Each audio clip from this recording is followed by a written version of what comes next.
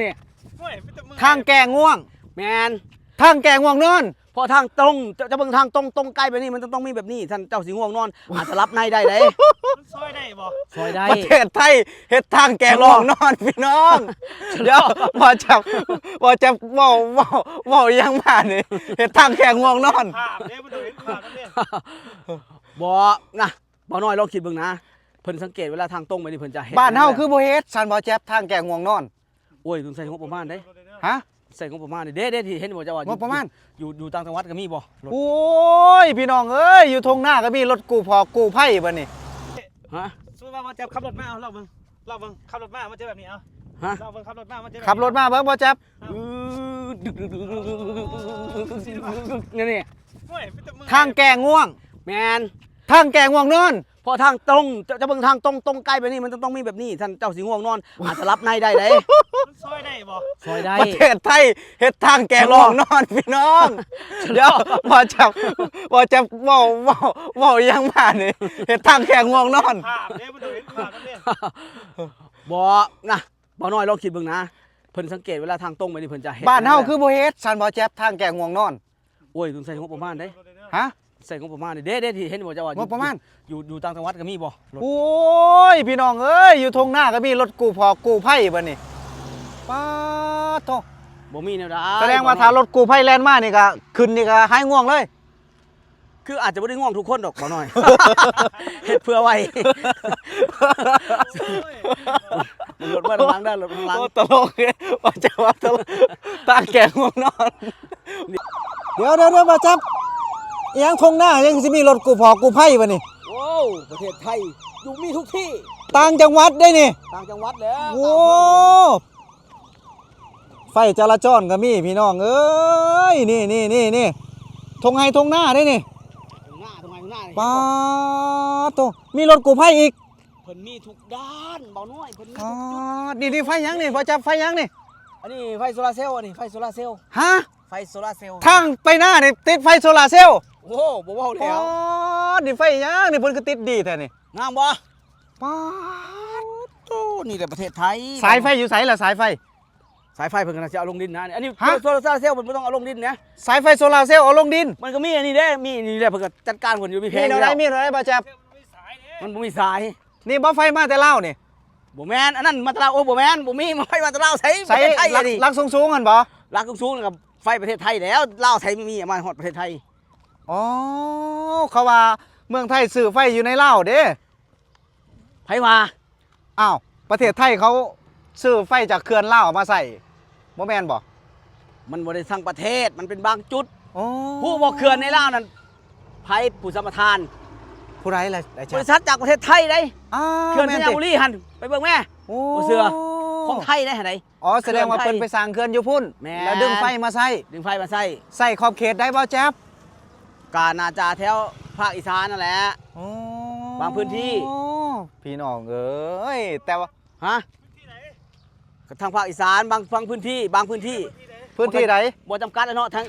ทางสิแควร์เซนบุรีติดกับหยังติดสัญญาบุรีบ่แม่นฮะเมืองเลยทั้งนั้นบ่นั่นแถวนั้นแหละมันบ่กี่จังหวัดมั้งที่ใช้ไฟทางพุ่นน่ะนะแต่ก็เป็นไฟไทยได้ล่ะเพราะเพิ่นไปเฮ็ดอยู่พุ่นเด้เพิ่นไปสร้างแต่งตัวมาสิลักษณะจังซี่นี่มาตรวจงานบ่มาตรวจงานโซลาร์เซลล์บ่มีคนมาเขาเป็นว่าบ่าวโบกบ่จะผู้ตรวจการแผ่นดินว่าโอ้อายหมดเดี๋ยวเอามาเว้าเรื่องตรงหน้าก่อนมื้อนี้เว้าเรื่องตรงหน้าก่อนทางหยังมึงกระเดียกระดอแต่บ่แจ๊บทางไปหน้าเว้าได้บ่ทางไปหน้าเว้าได้บ่ฮะมีหน้ามีนกมีฝูงนกมีนามันแม่นทางไปหน้าบ่นี่เอาฮอดหน้าบ่ยางนี่บ่น้อยมานี่ฮอดหน้าอยู่บ่แม่นอันนี้ก็หน้าหั่นเด้เอาเพิ่นคือเฮ็ดดีเฮ็ดคักแต่บ่แจ๊บโอ้บ่เว้าเลยเนาะเพิ่นเอาเงินมาแต่ไสแล้วมาเฮ็ดนี่ภาษีแล้วฮะภาษีของประชาชนบ้านเพิ่นแล้วเดี๋ยวก็บางทีเพิ่นปลูกข้าวบ่ทางออกหน้าเมืองไทยนี่ต้องเอาเงินภาษีมาเฮ็ดบ่ก็แน่นอนแหละภาษีน่ะเพิ่นลดเพิ่นหลายกับภาษีจากรถยนต์จากรถมอเตอร์ไซค์หยังก็แล้วแต่กับภาษีเนาะโอ้คันบ่เอาภาษีมาเฮ็ดสิเอาไสฮะคันสิเอาภาษีมาเฮ็ดสิเอาไสคิดว่าเจ้าของหน้าเฮ็ดบ่แม่นบ่บ่แม่นแล้วอันนี้เป็นทางหลวงนี่มันตีเส้นจราจรอย่างดีเด้บ่แจ๊บโอ้แน่นอนแล้วอยู่จังหวัดใดนี่อันนี้จังหวัดปทุมธานีอยู่คลอง8ลำลูกกา แล้วไฟโซลาร์เซลล์นี่ก็ของภาษีอีก ทุกอย่างมันก็ภาษีหมดแล้วเราเพิ่นเฮ็ดให้ประชาชนมาใช้เงินภาษีของประชาชนแล้วก็นำมาสร้างสาพัฒนาประเทศชาติสร้างสาพื้นที่ ครับผม ให้มีความเจริญรุ่งเรือง ป๊าดแล้วนกนี่กินได้บ่พ่อแจ๊บนกนี่นกอันนี้แซ่บได้ในบ้านเฮานี่ คันบ้านเฮาได้ กินได้บ่นี่ แต่ประเทศไทยนี่บ่ได้เพราะ ฮะ หยังเพิ่นสิ นกอยู่หน้านี่ก็กินบ่ได้ เพิ่นเอิ้นว่าธรรมชาติพึ่งคนพึ่งธรรมชาติเพราะหยังนก แบบใด เนี่ยเพิ่นฮู้กำจัดศัตรูพืชได้ดิกินหอยเชอรี่ นกก็กินข้าวนี่เฮาควรสิกำจัดทิ่มเด้ เพิ่นบ่ได้กินข้าวได้เพิ่นยืนตุปูตุโปบ่ได้กินข้าวเลยเด้อเบิ่งข้างแม่เบิ่งข้างแม่ แม่นบ่พ่อแจ๊บ เพิ่นบ่ได้กินข้าวได้ นกบ่กินข้าว บ่กินนกนี่เพิ่ กินน้ำบ่ กินสเต็กบ่ กินน้ำกิน กินอีหยัง ห กิ อน ย ไข่เจียวไข่ทอด กิ บ่ นหอยกินกุ้งกินปลาอยู่ในน้ำนี่ เนี่ยมากินแล้วมากินแล้วเนี่ยอันนู้นเขากินแล้วนี่มัน เห็นบ่ โอ้ มากินแล้ว เอาหันบ่นกกินน่ะ บ่แม่นนกกินน่ะนะ โอ้ คนแท้น่ะโอ้ยบ่ได้ตัวนั้น ก็สิให้โซ่ลงเมืองไทยเนี่ย พุ่นพี่น้อง อันนี้บ่ได้เด้อพี่น้อง นกอีหยัง เด้อ นกกระย่างขาวบ่พ่อแจ๊บนกกระย่างขาวบ่ เอิ้นนกกระย่างตัวนี้ นกกระย่าง ไผเอิ้นนกย่าง นกย่าง ไผเอิ้น นกอีหยังนกเจ้าหรือนกย่าง บ้านเฮา เอา เด้ ดี นกเจ้านี่สิเป็นนกปากหางอะเอิ้นนกเจ้าบ้านเฮาเอิ้น ๆโอ้อันนี้นกย่าง อันนี้นกย่างขาว โอ้พี่น้องเอ้ยมื้อนี้เนี่ยถือว่ามาถ่าย มาไหน ทงหน้า ถ่ายนกบ่ มาถ่ายทงหน้า โอ้ถ่ายนกหน้า แต่ว่ามาเห็นถนนงามๆก็เลยอยากถ่ายทอดนี่ โอ้ ก็อยากถ่ายทอด เพราะว่าบ่าวน้อยนี่เป็นลูกมือของบ่าวแจ๊บบ่าวแจ๊บนี่เป็นผู้ตรวจถนนหนทาง ว่าไปได้นั่นอีก บ้านเพิ่นมาเลยเพิ่นมา เบิ่งแต่งตัวที่ พี่น้องเดี๋ยวบอกไปนี่พี่น้องมันสิทั่วลงบ่แจ๊บได้ดิ เอา คือว่ามื้อนี้พากันมาเบิ่งความสวยงาม ขนาดอยู่ในทงไห้ทงหน้าเพิ่นก็ยังเฮ็ดงามถนนบ้านเพิ่นนี่เฮ็ดงามบ่บ่น้อยงามบ่ งาม ห่านบ้านบ่น้อยมีบ่ไปนี่ ฮะ มีบ่ไปนี่บ้านบ่น้อย บ่มีสีนี่บ้านบ่น้อย บ่ บ่เห็นถนนสีนี่ สีนี่บ่บ้านบ่น้อย สีแดงๆบ้านบ่น้อยบ้านบ่น้อยสีแดงสีขาวบ่มี แต่ว่าอยู่ตัวเมืองอันนั้นก็บ่เห็นสีขาวนะอยู่ตัวเมืองก็เป็นสีดำ บ่ ลาดยางมาต้อย โอ้ อันนี้เขาเอิ้นถนนอีหยังนี่ ถนนอบตบ่ อันนี้ หรือว่า คอน ถนน กรีต ตำบล ก็น่าจะต้องถามบ่โบเด้อในเรื่องของถนนนี่บ่จะบ่ฮู้ว่าเรื่องงบประมาณนี่บ่โบ อันนี้ก็บ่ฮู้กันเด้เนี่ย ถาม FC ถาม FC ถาม FC ปูมาเทถิ่มไว้ซื้อบ่ทีแรกนะ โอ้เพิ่นเอาปูนเฮ็ดถนนบ้านเพิ่นเนาะ คอนกรีตเสริมเหล็กได้บ่น้อย ฮะ คอนกรีตเสริมเหล็ก คอนกรีตเสริมเหล็ก น้อย คือว่าจังสั่น เอ้าก็มีโครงสร้างเป็นเหล็ก ไซส์เหล็กไซส์เหล็ก โอ้กับปูนปิดไว้เนาะเอาเหล็กคือมันเทิงแล้วก็ย่างหลุดกับหัวมันแล้วเนาะ โอ้เอาปูนนี่ปิดเหล็กไว้ มันก็เป็นการขั้นตอนการทำ เดี๋ยวบ่แจ๊บบ่หน่อยสงสัย สงสัยอีกแล้ว เส้นนี่ซังนี่ สงสัย นู่น เก่ง นู่นนี่มันคือสิขี่รถยากได้นี่ ทางตรงแบบนี้มีโอกาสคนอาจจะง่วงนอนได้ เอาจังซี่ ฮะ เอาสิ โอ้ เฮ้ยฟังเสียงบ่น้อย โอ้ ได้ยินบ่ได้ยินบ่ เสียงจังซี่บ่ อ่าเสียงนี่มันเข้าฮอดรถเลยนะ เข้าฮอดรถ แมน อ๋อแสดงว่าถนนมองนี่เนี่ยเป็นนาฬิกาปลุก แม่นบ่ ไว้นาฬิกาปลุ๊บคนเฮานี่เวลาอยู่ในรถแบบเพลินๆนี่มันมีโอกาสง่วงได้เด้ ครับผม รับในได้เด้ โอ้ นี่ แต่ว่า ขับรถเนี่ยก็รับ รับในบ่เห็นบอก รับใน มีข่าวบ่มีข่าวว่าหลับในแหกโค้งมั่งมันยังมั่งหลับในสินะ อ๋อเพิ่นก็เลย แต่ เฮ็ด แต่สุดท้ายแล้วอันนี้มันซอยได้บ่อันนี้ก็บ่ฮู้คือกันเด้แต่ว่าสุดท้ายเพิ่นเฮ็ดเพื่อหยังอันนี้ก็บ่ฮู้แบบชัดเจนต้องถาม FC ต้องถาม เพิ่นก็เลยเฮ็ดทางแกง่วงนอนมาสำหรับคนรับใน โอ้โหมันมาแลนมองเดในรถทางแกง่วงนอนนี่ อีกอย่างมันอาจจะมันใกล้สุดสิ้นสุดการก็เกินหยังมันจะใกล้ฮอดทางโค้งเพิ่นอาจจะเฮ็ดไว้ ฮอด ก็ สาย ได้ บ่แจ๊บ เพราะว่าตรงเริ่มพุ่นเพิ่นสิบ่เฮ็ดได้เพิ่น ใช่ มาเฮ็ดเอาต้นใกล้สิสิ้นสุดทางตรงนี้นะ โอ้ เห็นบ่ล่ะ ฮอดตรงนี้บ่ให้ฮอดตรงนี้ตรงพุ่นเพิ่นบ่เฮ็ดบัดนี้นะ ก็ยังคือบ่เฮ็ด คันสิว่าเฮ็ดแก้ง่วงกับตรงพุ่นเพิ่นบ่มีนะเพิ่นสิมาเฮ็ดฮอดจากตรงนี้มาม องพุ่นคือไปเฮ็ดทางแกง่วงนอน บ่มี อ๋อคล้ายๆแบบว่ามองนี่หนทางสิสุดแล้วถนนสิสุดแล้วสีโค้งสีเลี้ยวเฮาต้องปลุก ถ้าจะรืดนี่เฮาธรรมชาติมันอยากเบรกเลยนะ โอ้ มันอยากเบรกเลยนะเพราะแต่เบรกมัน ค ก็ ล้ายๆแบบว่าแจ๊บแบบเฮ็ดวิธีรับในเบิ่งรับในจังซี่นะเวลาตรึดแล้วก็ตื่นแล้วเฮ็ดเบิ่ง เอาขับรถมา ขับรถมา เออตึก โอ้โห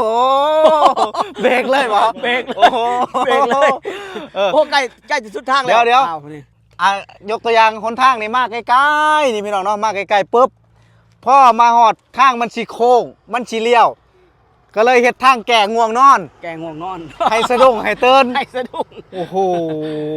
เมืองไทยประเทศไทยพี่น้องใกล้จะฮอดทางโค้งเพิ่นก็เลยเฮ็ดทางแก่ง่วงนอนบ้านเฮาคือบ่มีทางแก่ง่วงนอน ฮะ เบาหน่อยเดี๋ยว FC บอกบักแจ๊บมันคิดมาแต่ใส่เอก อันนั้นก็แม่นบ่น่ะ แม่นคือกันแล้ว แม่นบ่ เห็นบ่แป้งทำขนมต่าง ส่งต่างประเทศ ๆส่งต่างประเทศส่งขายในประเทศไทยด้วยต่างประเทศด้วย โอ้ คือต้องแปรรูป เพราะฉะนั้นตอนแรกก็ถามว่าเฮ้ยข้าวผลิตเยอะขนาดนี้คนไทยบริโภคข้าวเยอะขนาดนี้เลยเหรอบ ริโภคคือหยัง คือรับประทานน่ะ รับประทานคือหยัง คือกินน่ะ เออ แต่ว่าพอบอกไม่ได้กินเยอะขนาดนั้นน้องแจ๊บบอกว่าเขาก็ต้องเอาไปแปรรูป โอ้ เอาไปแปรรูปคือทำขนมทำแป้งทำ แปรรูป หลายอย่าง คล้ายๆไปว่าเอาเขามาเฮ็ดเป็นหูบนี่บ่หูบ ต่อ คน ยอด หูบคนหูบนกนี่บ่ อันนั้นมันปั่นรูปอะนะ อ๋อ นั่นแปรรูปก็คือเอาไปเห็ดเป็นแนวอื่น อ๋อ แปรจากเข่าเอาไปเห็ดเป็นแป้งเนาะ อ๋อ จากแป้งไปเห็ดขนม ครับ นี่ ผม ส่งขายต่อยอด ครับ นี่ บ่แจ๊บ เห็นไหม บ่แจ๊บทงหน้าบ้านเจ้ามีบ่รถแบบนี้ โอ้โหบ่มีแล้ว มีบ่รถแบบนี้ทงหน้าบ้านเจ้าเบิ่งน่ะรถหรูนี่หั่นรถหรูนี่หั่นนั่นน่ะเห็นบ่น่ะรถหรูรถไฟฟ้าเด้น่ะ โอ้บ่เอาแล้ว น่ะป๊าดโตทงหน้า เจ้าหน้า นั่นมันยังคนจักรยังมาท่านบ่แจ๊บ เกี่ยวแล้วรถเกี่ยวแล้วนะ ป๊าดรถเกี่ยวเขาสิเกี่ยวแล้วบ่นี่ ผมจะไปเกี่ยวใส่ผู้หูนี่เดี๋ยวดิ โอ้ย ทงได้เด้ ไปตามไปถ่ายไว้ว่าตามไปถ่ายบ่ มาสิบ่ทันนั่นแหละผมจะไปถ่ายใส่ ยังสิบ่ทัน เท้าหูจุดไม้แค่แล้วผมจะไปถ่าย ห่วยเขาก็ตามรถไปตัว มันมือประทายดิ มันมือไปถ่ายเด้ เรียนตามรถไปตัวสิไปเกี่ยวสายนี่แม่นบ่กูอยากเห็นรถเกี่ยวเขานะบ่แจ๊บขอยอยากเห็นรถเกี่ยวเขาพาเขาไปนะ เบิ่งอันนี้เบิ่งใกล้ๆเอาเบิ่งเอา พาเขาไปนะพาเขาไปถ่ายนะ เพราะว่ารถเกี่ยวเข่าป้อ เดี๋ยวสิถามเขา อ๋อมาดิอ่า ไปเกี่ยวใส่นอไปเกี่ยวใส่นอโอ้ รู้บ่รู้บ่ รถเกี่ยวเขาพี่น้องเอ้ยได้เห็นแล้วของจริงของแท้อิหยังคือมีท่อหลายแท้ ทอตอนนั้นคือทอทรงเข่าได้อะไร ท่อทรงเขา ก็คือมันเกี่ยวแล้วปุ๊บเหมือนกับปั่นเลยปั่นพร้อมกันเลย โอ้ แล้วก็ทรงเข่าออกมาเก็บเลย บ้านเฮาตีได้บ้านเฮา บ้านเฮาตีแล้ว ใส่อิหยังก็ใส่ไม้ขมับ ตีพุบ เว้ยเดี๋ยวนี้เขาปั่นเลยเด้ โอ้ เดี๋ยวนี้เขาปั่นแต่บ่มีรถปั่นแบบนี้นะ บ่มีแบบ รถ นี้ ปั่นต่างหาก อ๋อ จะมีรถปั่นแบบว่า คล้ายๆแบบเกี่ยวมัดไว้แล้วก็ปั้นต่างหาก แล้วก็โยนปั่น อ๋อโอเคครับพี่น้องเนาะตอนนี้ก็ถือว่ามาเบิ่งหลายอย่างนะครับผมที่บ่น้อยยังบ่ทันได้เห็นนะครับตื่นเต้นหลายครับพี่น้องเบิ่งบ้านเพิ่นพี่น้องโอ้โหทงไห้ทงหน้าพุดถนนหนทางอ่อนซ่อนหลายครับ บ่าวน้อยเดี๋ยวเขาสิถามได้จะไปถ่ายตรงหน้า ฮะ ใช่จะว่าประเทศไทยเจริญ อ่า สิถามเจ้าอีกสิจบได้บัดนี้ ฮะ จะมาถ่ายตรงหน้าปกติเจ้าบ่ได้ถ่ายตรงหน้าเด้ เอ้าข่อยถ่ายทงหน้าเนาะขนาดทงหน้ายังเจริญขนาดนี้ อ๋อ กรุงเทพสิขนาดใด คือบ่มีตึกว่าสิว่าไปซั่น ฮะ บางคนบอกความเจริญบางคนหมายถึงตึกว่าซั่นได ข่อยก็สิว่าบ้านพ่องมึงบ่ ปลูกตึกอยู่ตรงหน้า แต่เลิศเนี่ยนี่มีตรงหน้าเพราะว่าคนไทยเป็นรวย แม่น อ่า เป็นรวยเป็นมีทีบางที่บน เออ แล้วเบิ่งแป้งหน้ามันติล่ะ อ่ะ คันคนมาคอมเมนต์ถามเบาหน่อยนะว่าเจริญหยังคือบ่มีตึกสิถามว่าบ้านพองมึงบ่ บ้านพองมึงบ่ปลูกตึกใส่หน้าสิบ่ทงหน้าก็ใช่มีตึกสิบ่ เพิ่นน่ะมีแล้วตึกเพิ่นแต่ไม่เป็นมีทีหลายเพิ่นจักเสร็จอีหยังเนี่ยมาจาก เนาะ คนเฮาก็มองสร้างตึกก็สร้างตึกแม่นบ่ล่ะมองสร้างปลูกข้าวก็ปลูกข้าวมันไผสิไปสร้างตึกมองปลูก ม ข้า อ ว งทำการเกษตรกับมองทำการเกษตร ที่ก็ในกรุงเทพในเมืองเจริญเนี่ยมันไม่น่าแบบนี้มีแต่คนรวยได้มีอย่างสิบ่จากมีแต่เศรษฐีได้มหาเศรษฐีได้มันมีขนาดนี้ คนมีให้มีหน้านี่รถล่างเพิ่นบ่ได้ผ่อนเด้ เออ อืม ซื้อสดเลยได้เพิ่นนี่บ่าวบ่าวแจ๊บ ร้ายบ่น้อย เขตพื้นที่เนาะจะน้อยว่าสิบ่เชื่อว่าอยู่ต่างจังหวัดสิว่า จังซี่เด้ประเทศไทยประเทศยังภาษายังบ่ต้องมีรายละเอียดเด้ ครับผม หรือแม้กระทั่งทำบุญทำหยังกันรายละเอียดจังซี่ โอ้ รายละเอียดจังสิเนี่ย มันสิบอก แจกแจ้งเลยเนาะ แจ้งเลย โอ้ นะบ่ได้ว่าปากเป่าเด้นี่โครงการจังซี่ให้จังซี่ ใครรับผิดชอบบ่ได้รับผิดชอบมีหมดเลยเนาะป้าด แล้วก็นี่เพิ่นปลูกเพื่อนพวกนี้น่ะ ป้าดตก พืชยังน้อยพืชให้ผลหรือให้ใบบ่โม ห้วยก็สิแบบพันธุ์ดูใบเด้นี่ โอ้โห ไปดูใบบ่ นี่ทุเรียนเลยนี่ ทุเรียน ป้า ทุ ด เรียน ฮะ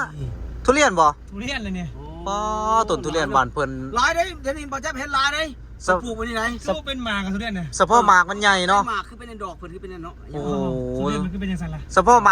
ากทุเรียนบ้านเพิ่นอาจจังเนื้อนาเนื้อใหญ่เนาะเพิ่นปลูกจังซี่เนาะ มันบ่ค่อยให้มันกินหมากนี่มันกินแต่ใบเบิดก่อนนี่ อันนี้ไหน โอ้ ทุเรียน พืชกินใบดิ บ่แม่นงัวบ่กินไป อ่ะไปทางนาทุกคนสิให้ไปเบิ่งว่าทางแก่ง่วงนอนนะอยากลองขี่รถสัมผัสเบิ่ง อ๋อสบายทางแก่ ลองขี่รถสัมผัสเบิ่งว่ามันสิแก่ง่วงนอนได้บ่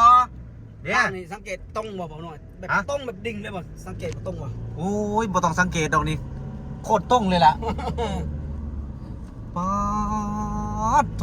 ทางเมื่อให้เมื่อหน้าบ้านเพิ่นเด้พี่น้อง เธอ โอ้ยอยากให้บ้านเฮาเป็นแบบนี้เด้